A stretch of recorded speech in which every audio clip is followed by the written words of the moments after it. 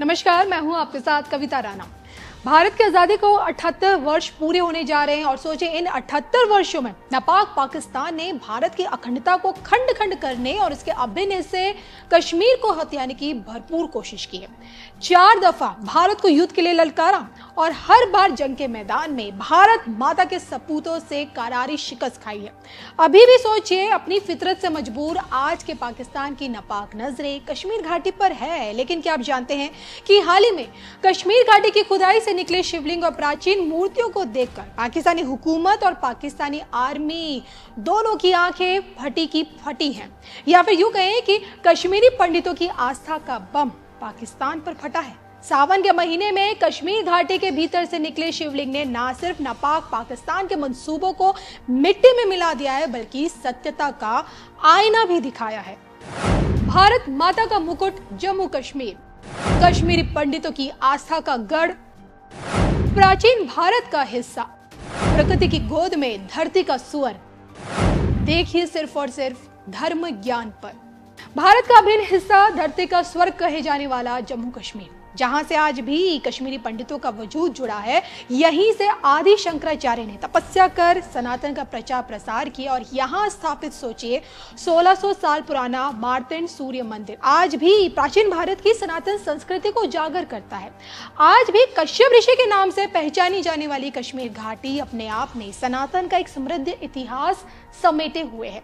मुस्लिम बहुल होने के बाद भी कश्मीर घाटी से आज भी कश्मीरी पंडितों का वजूद जुड़ा है और इसी कश्मीर घाटी में बहने वाली झेलम नदी को आतंकियों ने कई दफा लहूलुहान किया है।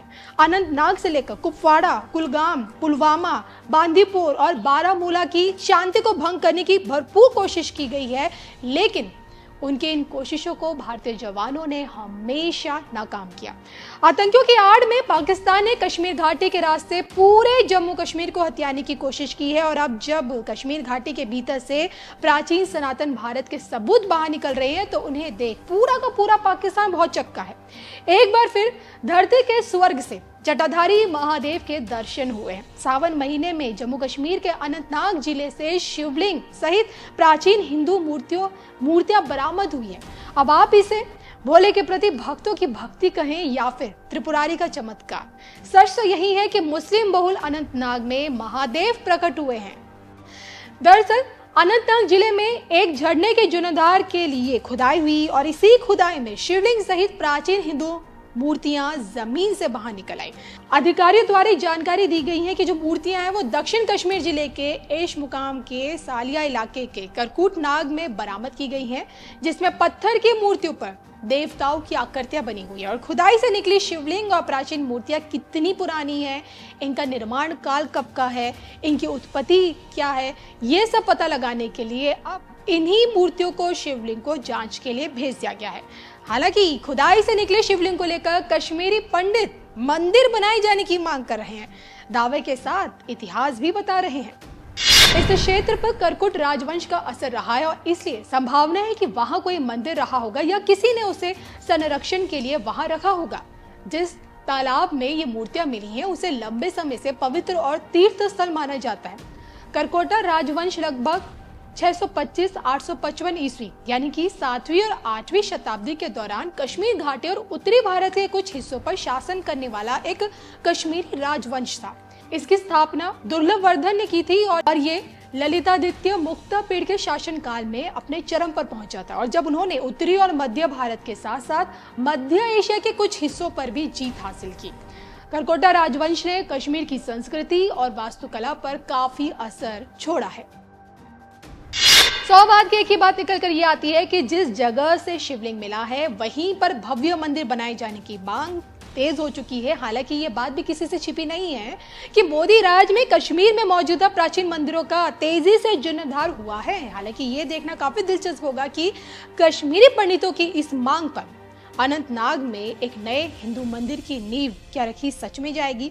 इस पर आप क्या सोचते हैं, कमेंट करके बताइएगा जरूर। पीएचडी को प्रायोरिटी मिलेगी कि स्टार्टअप को मिलेगी? आपसे इंस्पायर होके मैं दोनों चीजों को बिल्डिंग करना। सर ग्लोबली इसको पिंक टी के नाम से। Everything natural. Yes everything is organic and natural. और जो आपने अभी वो मोदी की गारंटी जो आप कह रहे थे, हम भी अपने प्रोडक्ट्स में वही गारंटी देते हैं। हम बोलते हैं मनी बैक ऑफ। अस्सलाम वालेकुम सानी मेज़बानो, वालेकुम सलाम मुबारक। सर इस स्टार्टअप में हम फीड और फीड सप्लीमेंट्स बनाते हैं जानवरों की। हमारी 22 प्रोडक्ट्स हैं और हमारी यूनिक बात ये है कि हम रीजन, स्टेज और स्पीशीज स्पेसिफिक फीड्स बनाते हैं। हमारा जो स्टार्टअप है इसको 1 साल हुआ है अभी। सब हम हमारे साथ अभी 5000 फार्मर जुड़े हैं और हमने 500 टन फीड बनाए अभी तक। सो और इस 1 साल में हमारे ग्राहक पर 1 करोड़ आया है और हमने 20 लाख कितने लोग आपके साथ काम करते 25 लोग। हैं? तो पीएचडी को प्रायोरिटी मिलेगी कि स्टार्टअप को मिलेगी? सर मेरा इसी में है एनिमल न्यूट्रिशन में ब्यूटी। सर मैं दोनों अच्छा आपसे इंस्पायर होके, आप हम यूथ वाह। बहुत इंस्पायर करते हैं, आपसे इंस्पायर होके मैं दोनों चीजों को बिल्डिंग करना चाहती हूँ। बहुत बढ़िया, बहुत शुभकामनाएं। मैं एक माइक्रोबायोलॉजिस्ट हूँ पेशे से। पुलवामा के एक छोटे से गांव में रहती हूँ, चिशकुट जिसका नाम है। सर वहाँ की औरतों में काफी स्किल है, तो वो स्किल को लेकर मैं आज मंच पे आपके आई हूँ। अप्रोक्सीमेटली 20 आर्टिजन्स मेरे साथ काम करती हैं, जो कि महिलाएं हैं। तो मार्केट का क्या? मार्केट सर मैंने मेरी ई कॉमर्स वेबसाइट है जहाँ से ऑनलाइन ही होगी। सर तो माइक्रोबायोलॉजी का क्या होगा? सर माइक्रोबायोलॉजी क्योंकि उसका मेरे गांव में उसका उतना इन्फ्लुएंस नहीं था, सोसाइटी को वापस भी देना पड़ता है ना। तो ये बहुत अच्छा काम किया आपने। Thank you sir, thank you for your time. और सर अभी हमने रिसेंटली एक जैकेट बनाई है, क्योंकि इंडिया में आज तक खुद का इंसुलेटर जैकेट नहीं था। तो ये पश्मीना बेस्ड जैकेट है सर। ये हमारे इंडियन आर्मी को हेल्प करेगा सियाचिन जैसे बॉर्डर्स में रहने के लिए, क्योंकि ये -50 तक रिटेन करता है। अभी सर हमने इसका रिसेंटली पेटेंट फाइल करा है और अभी हम इसके ऊपर और काम कर रहे हैं, जिससे ये और वार्म रख पाए जैकेट्स को। सर आपके डिजिटल इंडिया का जो सपना था उसी से प्रेरणा लेके हमने ऑनलाइन स्टार्ट किया। Now we are also doing offline. Sir अब लोकल मार्केट जो है वो भी हम कर रहे हैं यहाँ पर जो भी है, और जो भी यहाँ पे हमारे प्रोडक्ट्स हैं इनका सोर्स हम लोकली करते हैं और इन्हीं को थोड़ा सा हम ब्लेंड करके लोकल सोर्स को मिला के कुछ डिफरेंट प्रोडक्ट्स हम इंट्रोड्यूस कर रहे हैं। और जो आपने अभी वो मोदी की गारंटी जो आप कह रहे थे, हम भी अपने प्रोडक्ट्स में वही गारंटी देते हैं। हम बोलते हैं मनी बैक ऑफ। मेरा स्टार्टअप है नूनले ग्रीन फूड इनोवेशन। सर नूनले एक पेटेंट प्रोडक्ट है। इसकी नॉवेल्टी ये है कि जो आपकी कश्मीरी नून चाय है जो हर घर में पी जाती है, ये उसको इंस्टेंटली तैयार करता है। सर ग्लोबली इसको पिंक टी के नाम से। Everything natural. Yes everything is organic and natural, and जो हमने हर्ब भी इंक्लूड किया वो भी नेचुरल। जो आउटसाइड हमारी कश्मीरी चाय पीता है वो यही कहता है कि उससे वही कश्मीरी टेस्ट मिला है। Thank you sir, thank you sir. Sir हमने एरोमेटिक और मेडिसिनल क्राफ्ट पे काम किया, जिसमें हमने लेवेंडर को वहाँ पे बढ़ाया और 2500 किसानों को अपने साथ जोड़ा है जो लेवेंडर की खेती करते हैं। और साथ में अब वैल्यू एडेड बिजनेस को कर रहे हैं। हाई अल्टीट्यूड पे बहुत सारी लैंड्स जो बेकार होती थी, डिपार्टमेंट ऑफ फॉरेस्ट ने हमें उसमें सपोर्ट किया। तो वो लैंड्स बिल्कुल बेकार थी, ड्यू टू मिलिटेंसी कुछ वजह थी, वहाँ पे लोग नहीं चाहते थे। आज की डेट में वो सब चीजें भी खत्म हो गई, तो वो जमीनें आबाद हो गई। तो जिस जमीन से 5 से 10 हजार रुपये आता था, सारा लेवेंडर का काम वहाँ होगा। हाँ लेवेंडर पूरे इंडिया में। आपने सर मन की बात में भी बताया, तो मैंने एक उससे दिन उसका उल्लेख किया। हाँ तो उससे बहुत एनकरेज हो गए। मेरी पढ़ाई लंदन से हुई है और सर लंदन से आके मैंने कश्मीर का पहला सस्टेनेबल होम स्टे शुरू किया। सर इसमें मेरी यही कोशिश रही कि मैं 90% महिलाओं को काम दूं।